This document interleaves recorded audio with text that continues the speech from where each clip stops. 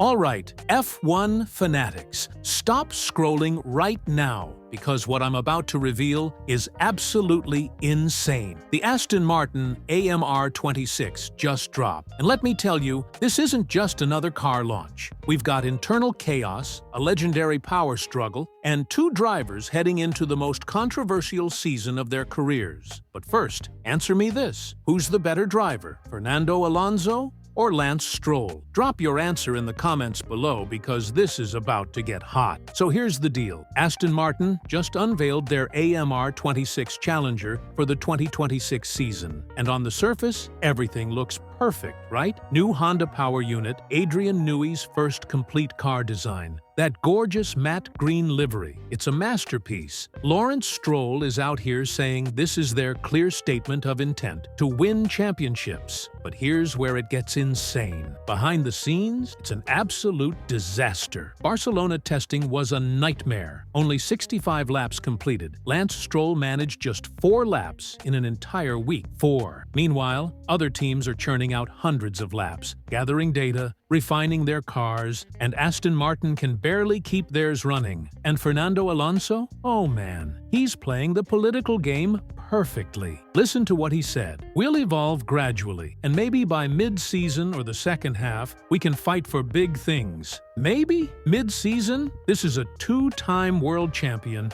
who spent his entire career with ADRIAN NEWEY as his rival. And now, he's basically admitting they're not ready. Okay, smash that like button right now because you need to hear this next part. This is where the real story explodes. Andy Cowell is out. The man who built Mercedes' dominant hybrid engines for 20 years. He's gone by June 2026. Here's what happened. Cowell was running the show as CEO and team principal through 2025. Then ADRIAN NEWEY arrives, not just as technical director, but as a minority shareholder. That's real power, folks. So, what does Stroll do? He demotes Cowell to Director of Strategy and hands the team principal role to NEWEY. Can you imagine? You're Andy Cowell. You've won everything with Mercedes, and you get pushed aside for an aero guy. Sources say Cowell and NEWEY were never aligned. They clashed on technical decisions, leadership style, everything. Two completely different philosophies trying to run the same team. And it created tension that's been building for months. And NEWEY? He basically confirmed it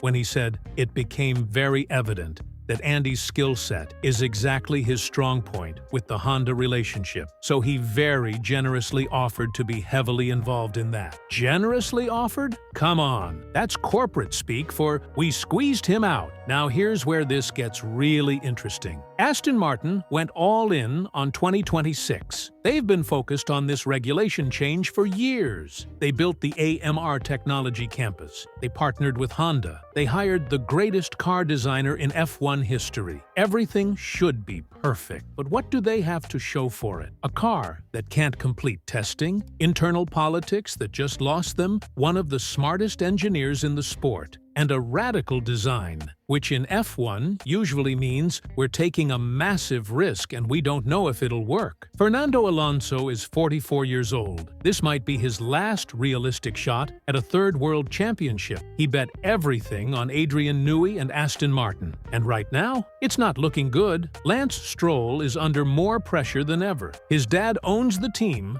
NEWEY is now his boss and a shareholder, and he's being compared to a 2-time world champion considered one of the greatest of all time. Oh, and he managed 4 laps in Barcelona testing. 4! And let's not forget, 2026 is the biggest regulation change F1 has seen in a generation. New power units, active aero, different fuel, everything changes. Teams that nail this will dominate for years. Teams that get it wrong, they're stuck in the midfield. Mercedes, Ferrari, Red Bull, McLaren. They've all completed hundreds of testing laps. Aston Martin? They're hoping their radical design pays off while dealing with a departing CEO and 2 drivers with completely different skill levels. The Honda partnership is huge. They're a factory team now. But remember, Honda's new power unit gets homologated on March 1st, 2026. After that, no more major changes. They get one shot at this. So here's where we are. Aston Martin unveiled what they're calling their championship contender. But behind the glamorous launch, we've got political chaos, testing disasters, and a ticking clock on Fernando Alonso's career. Will ADRIAN Newey's genius overcome the dysfunction? Can Lance Stroll prove he belongs at this level? Will Fernando Alonso finally get that elusive third championship? Or will 2026 be remembered as the year Aston Martin's billion-dollar gamble failed? Now I want to hear from you. Is Aston Martin heading for glory or absolute disaster in 2026? And be honest, do you think Lance Stroll deserves his seat? Or is he only there because his dad owns the team? Let's get heated in the comments. I'll see you in the next one.